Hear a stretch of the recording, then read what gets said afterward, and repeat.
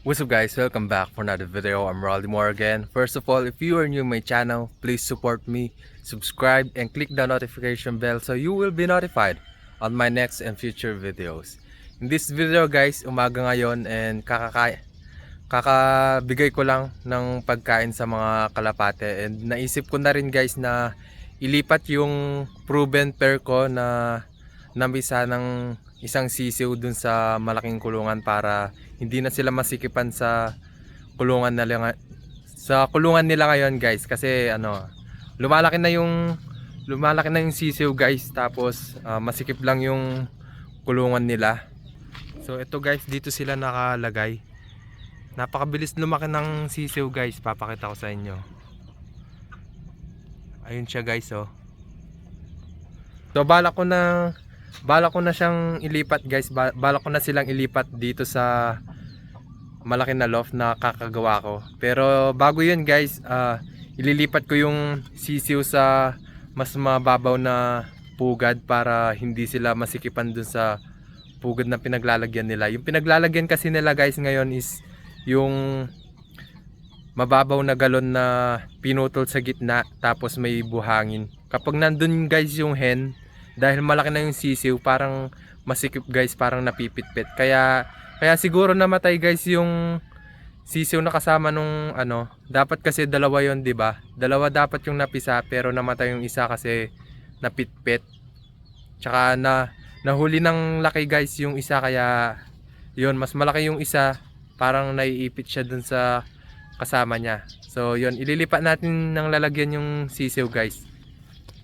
So dito ko ililipat guys yung sisiw, pero bibigyan ko muna ng buhangin.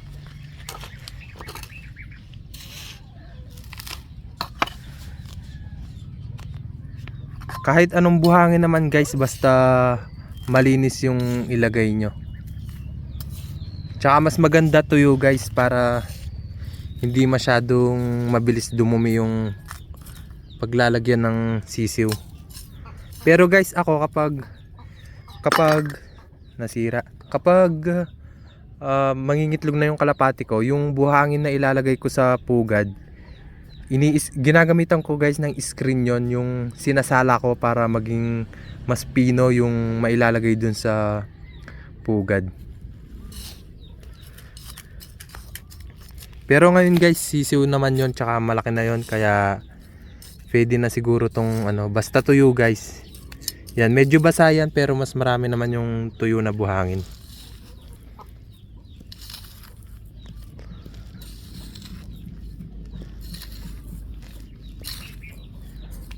Yan, pwede na siguro to guys.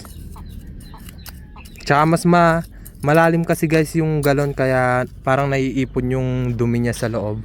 Dumi niya dun sa galon. Yan, ito pala guys yung isa kong pair. Malapit na ring mamisayan. Mga ilang araw na lang guys. Yan, papakita ko yung yung hen yata yung nakaupo ngayon guys.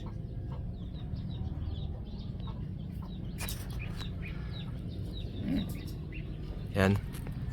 So ito na guys, ilalagay na natin sa sa loft. Medyo hindi pa sila marunong kasi kakalagay ko pa lang sa kanila guys. Tapos yan, lagi silang nakatambay doon. Hindi ko muna binubuksan yung pintuan dun sa dulo para nandyan lang sila guys, parang viewing nila. Makakapagbilad kung gusto nilang magbilad guys sa araw, makakapagbilad naman sila dito kasi mas nakaangat siya, tsaka mas nakabilad siya sa araw. Nakalabas siya sa kulungan guys, parang extension. So ito guys yung loob ng loft.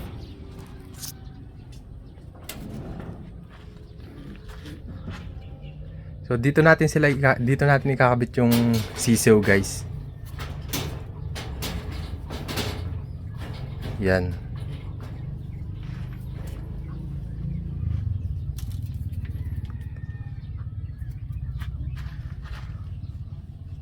So ayun guys yung inalis ko na guys yung tingting niya or yung mga pakpak na nakagupit para tumubo na ng maayos. So yun, ililipat na natin guys yung sisiw.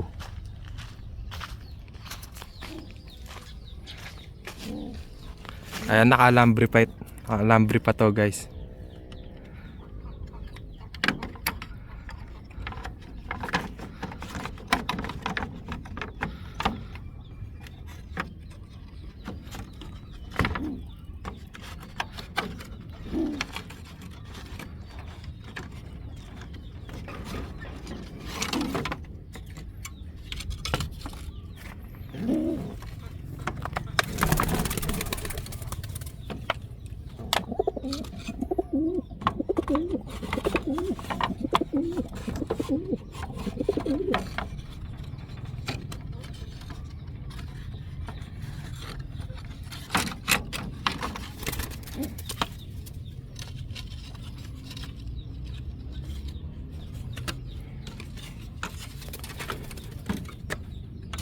Yan, huli ko nang ililipat guys yung breeder ko. So bali ito guys, ito yung sisiw niya. Papakita ko ng malapitan sa inyo. Ito yung sisiw nila guys. Ayan. Medyo marami siyang dumi dito sa gilid kasi masyado nang mataas yung pugad guys. Tsaka masyado nang malalim yung buhangin. So yun, hindi ako sure kung 10 days na siguro to guys, 10 days.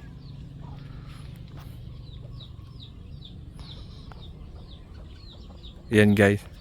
Para maganda yung magiging kulay nito kasi hindi one color guys, parang parang white feather yung lalabas dito. Ayan. So pag nilipat ko to guys dun sa lalagyan na binigyan ko ng buhangin kanina. Itong lalagyan na to guys, lilinisin ko tapos bibigyan ko ulit ng pino at malinis na to yung buhangin. Para dito ulit mangingitlog yung proven pair ko na nandun kung saan galing to guys. Kasi guys parang I think 15 days lang or 20 days or 2 weeks lang guys, pwede nang mangitlog agad yung pair basta may iitlogan sila. So yun, ilipat ko na guys itong sisiw. Pero sa tingin ko guys, ibibilad ko muna siya ng konti kasi hindi siya naaarawan. Never pa siyang naarawan nung simula nung napisa siya. So iuuna ko muna guys yung pair ko sa kulungan.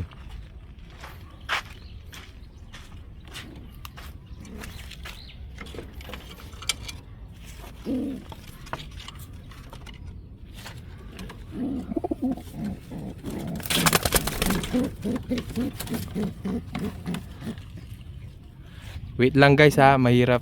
Ang hirap hawakan ng camera kasi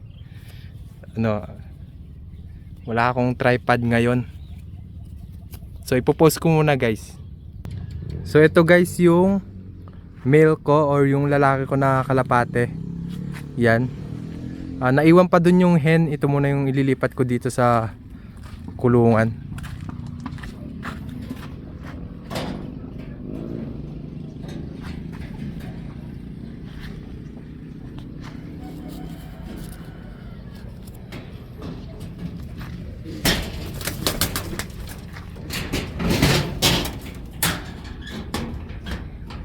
So yun guys, kukunin na natin yung hen. Medyo mailap tong mga to guys kasi napakadalang ko silang hawakan. Ayan, sana hindi makawala. So ito yung hen ko guys. Yan, napakaganda nito sa personal guys. Kaya maraming pumupunta dito. Gusto nilang palitan yung mga kalapati ko pero sabi ko hindi. And yun. Tsaka tinatanong nila ako kung gusto ko daw sumama or sumali sa racing. Pero sabi ko hindi pa ako interesado ngayon kasi guys tinitignan ko pa lang sila guys, nag-i-enjoy na ako, parang hindi pa ako interesado doon sa racing. Parang yun. So yun, lilipat na natin to guys. Hen.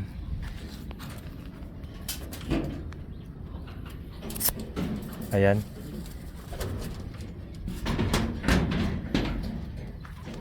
So ito naman guys yung yung sisiw nila.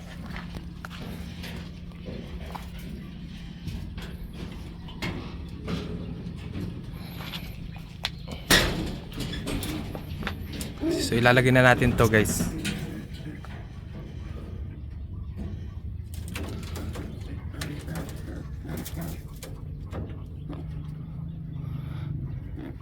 So ito yung lalaki guys, kasama niya yung sisiw nila ngayon. So hindi ko rin binigyan ng singsing yung sisiw na to guys kasi ano, like parang ako mismo ayaw ko silang bigyan ng singsing. Singsing parang wala lang guys, parang normal lang na hindi ko sila binibigyan ng singsing. So ngayon guys, lilinisin ko to, tapos bibigyan ko ng malinis at pinong buhangin. So ayun yung pair guys, yung hen, parang naninibago pa siya.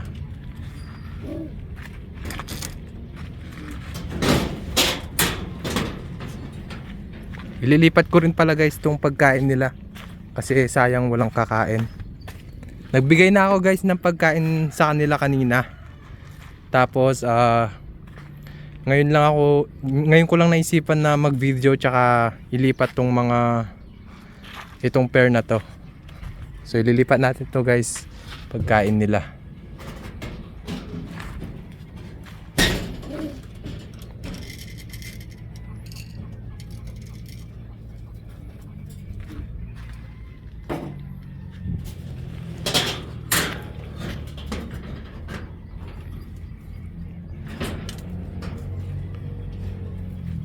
So yan, nalipat ko na sila guys. Mas komportable na sila niyan. Tapos mas ma-open na nila ng wide yung pakpak nila or makakalipad na sila dyan. Pero hindi ko muna bubuksan ngayon guys yung loft para hindi makalabas yung mga kalapate kasi hindi pa sila marunong. And hindi pa ako sure baka mag-overfly yung pair ko at hindi na bumalik kasi ganun guys yung nangyari dun sa kalapati ko. Isa kong kalapate, or hindi ako sure guys, yung pair kasi nito, yung pair dati nun, yung dating pair nun, yung nauna niyang pair, hindi pa ito yung pair niya nun guys. Hindi pa yun yung pair niya ngayon guys. Tapos yung pair dati nito nag-overfly, or hindi ko alam kung bakit nawala. May sisiw sila nun, or may itlog pa lang pala guys. Itlog pa lang, tapos hindi na nilimliman ng hen na to kasi wala yung pair niya, kaya nasayang yung itlog. Tapos naisip ko na yun, ibili siya ng bagong pair, and ito yung nakita ko guys na ipi-pair sa kanya, and yun, nag-click naman guys. Maganda yung mga nilalabas nila. So that's all for this video guys.